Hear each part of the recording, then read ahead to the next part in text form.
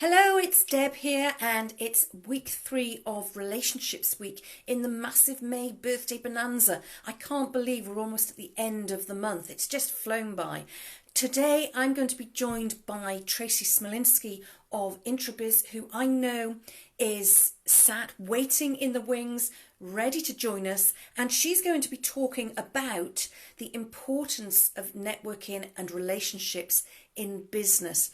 Now, Tracey has grown an incredibly successful networking business off the result of her relationships, and I'm really excited that she's going to be sharing some of her practices with us and some of those tips that we can take not just into our business relationships, but we can use within our personal lives as well. I know that Tracey has just joined the live, so I'm going to bring her on camera and we'll have a conversation more about what she does, what her secrets are. What are her secrets to relationships? Morning, Tracey. How are you?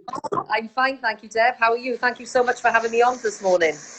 That's okay. You're very, very welcome. I was just telling our viewers that you've grown a really successful networking business based on building relationships. And I'm really excited that you're going to be sharing with us today some of your hints and tips about building those relationships, getting them to be really strong, that we can apply not just in business, but also in our personal life as well, because I think these are quite transferable skills, aren't they? Oh, absolutely. And, I when I first started, I got it completely wrong because I was a sales girl.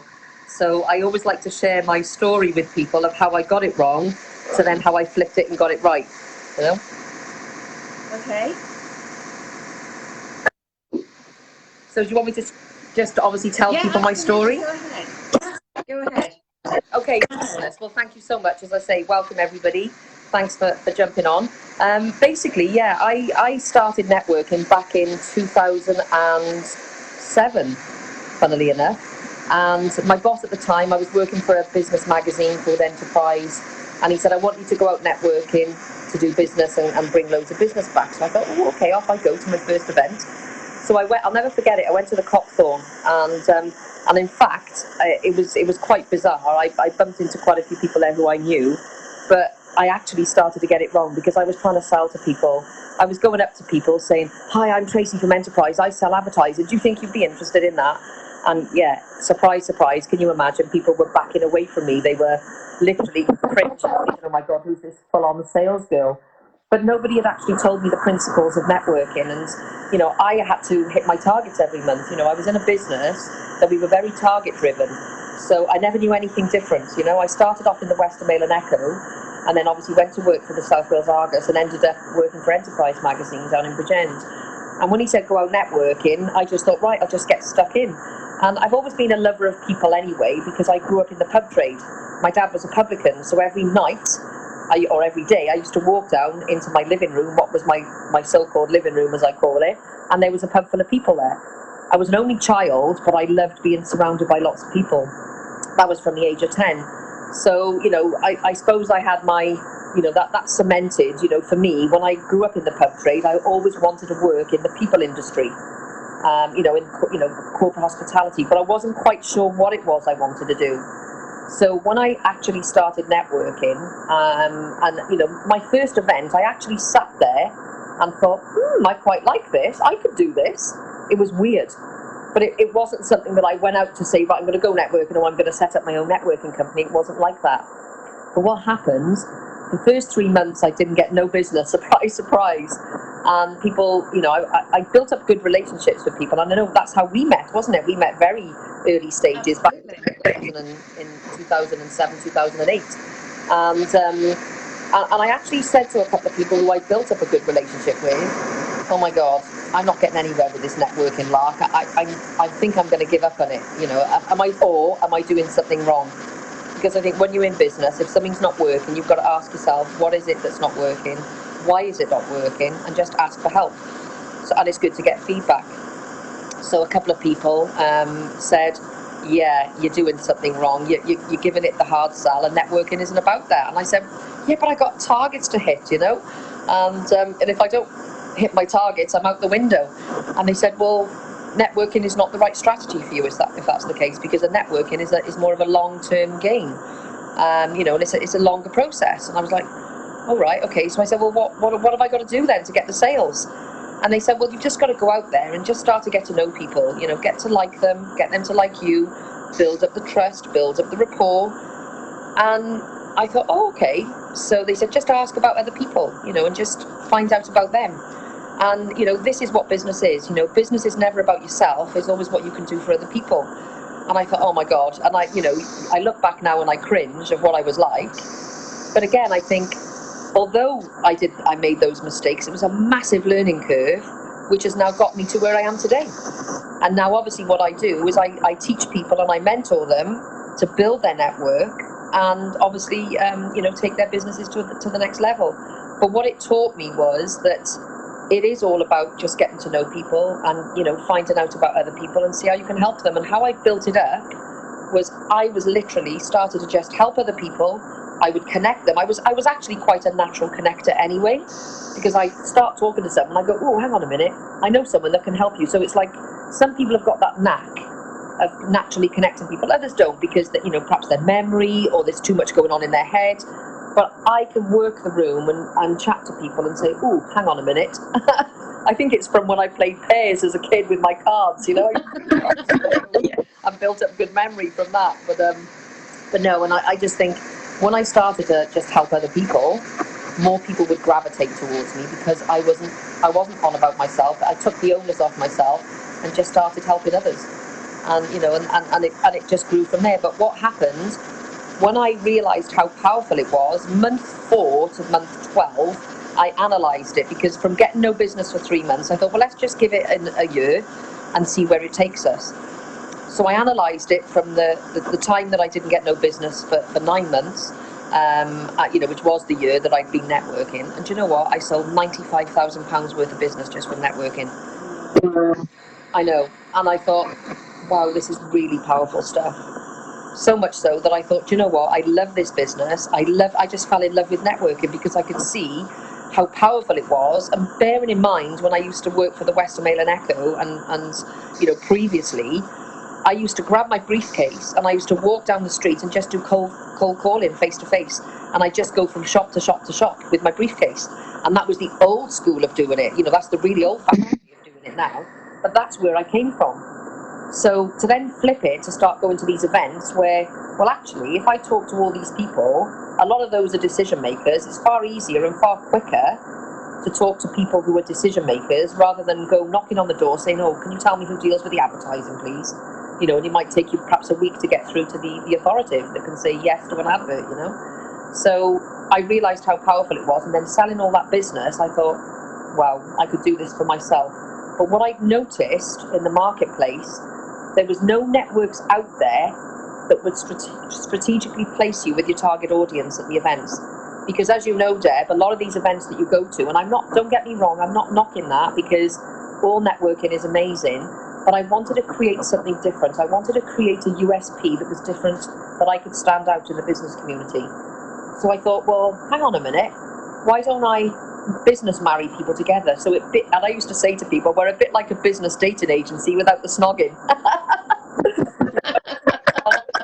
Yeah, and people used to laugh at that. It was quite funny, but and they still do. But yeah, so that's basically what we did. We started to marry people together at the events, and before people came to the events, we'd say, okay, well, who's your target audience?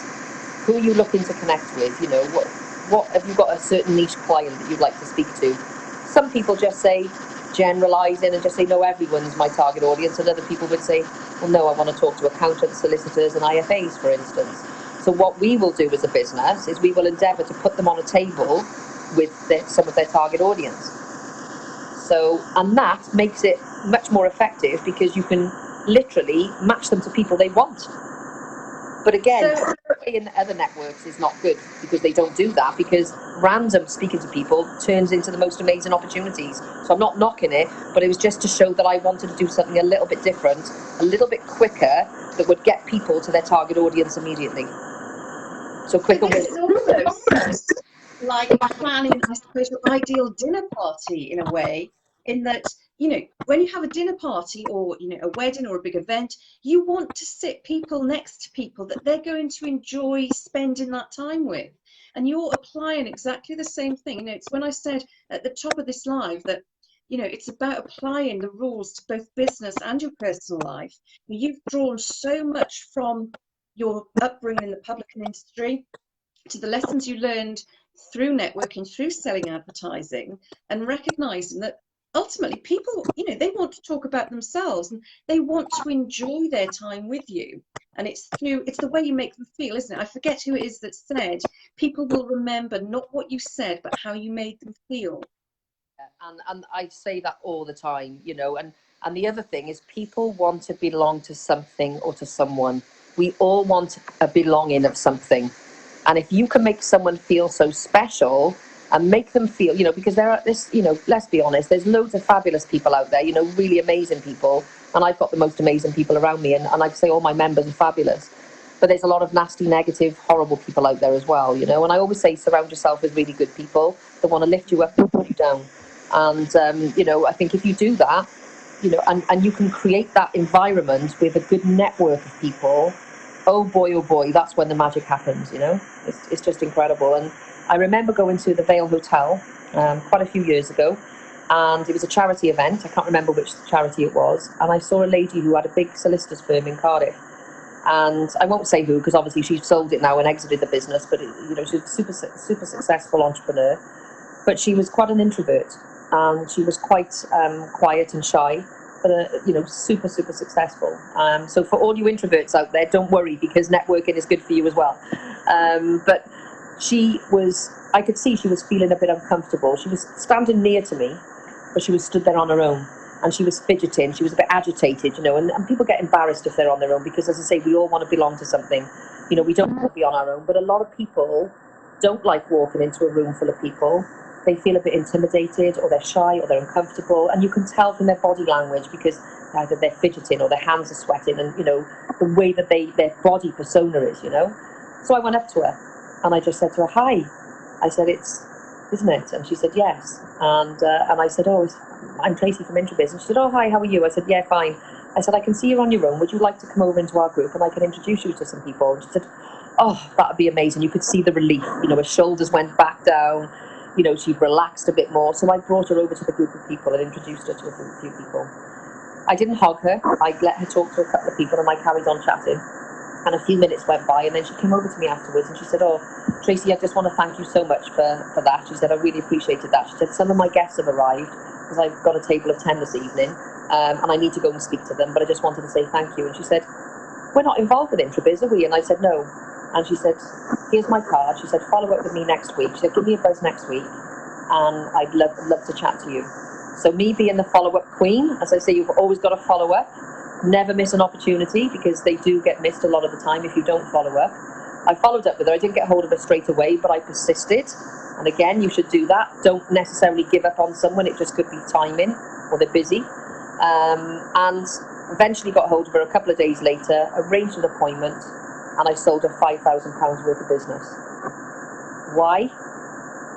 Because I made her feel comfortable. I made her feel special. So I always say to people, you know, I talk on a lot of stages, and I say this one thing: if you can make someone feel special or comfortable in an environment, they will never forget you.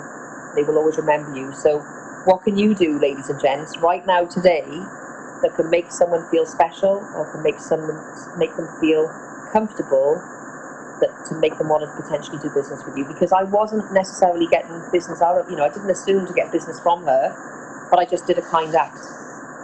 So if you're kind to people and you make them feel comfortable and you make them feel special and make them feel good about themselves, that is powerful stuff. And I can't stress that enough.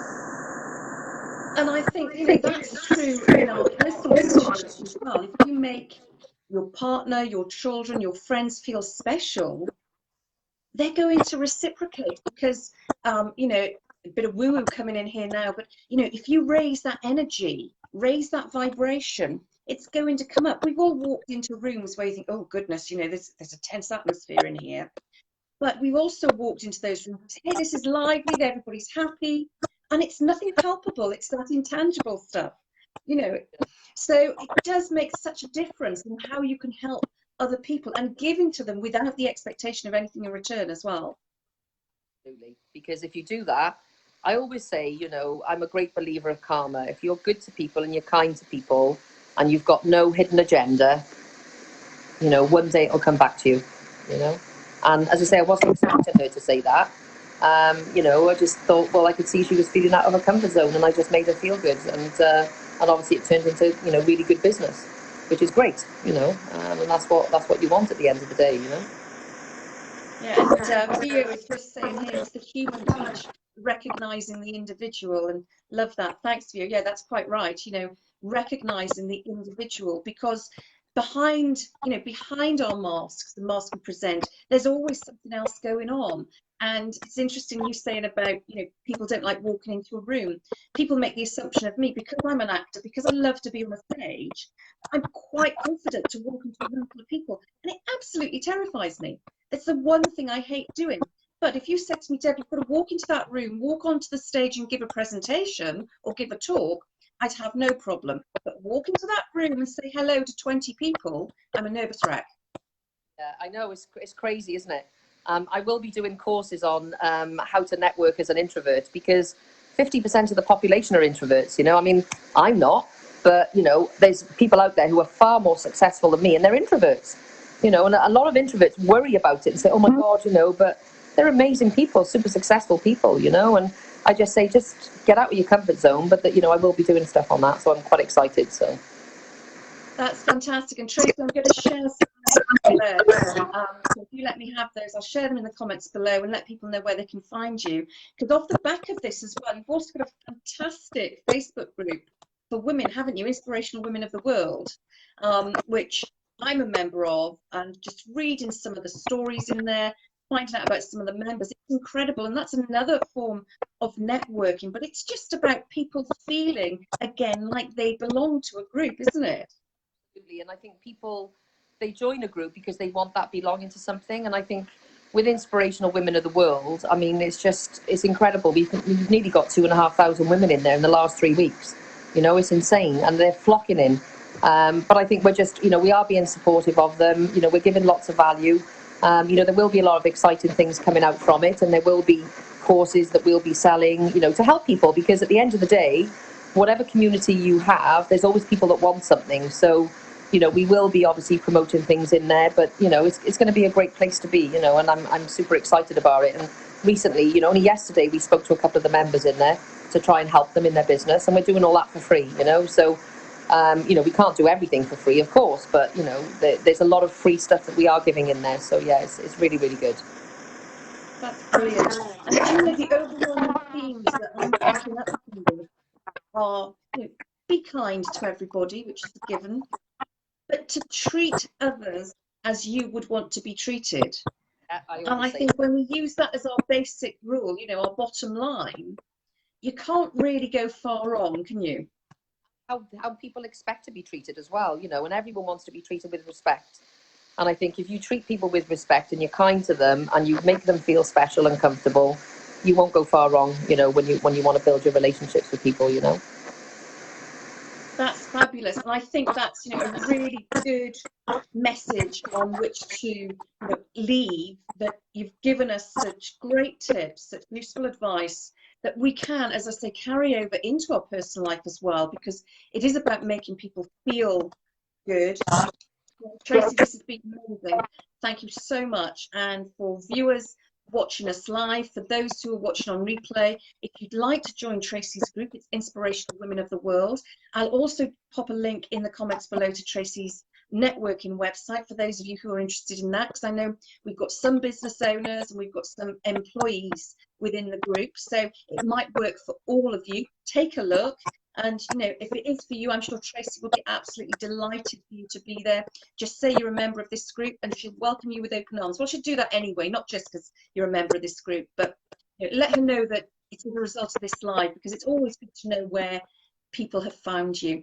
So thank you so much, Tracy. I really appreciate you giving your time today. I know how busy you are, and we'll catch up very soon. Thank you to those of you who have been watching, and thank you to those of you watching on replay. Have a fantastic rest of the day. You're welcome. Thanks, Tracy. Bye. Bye. Bye. Bye. Bye.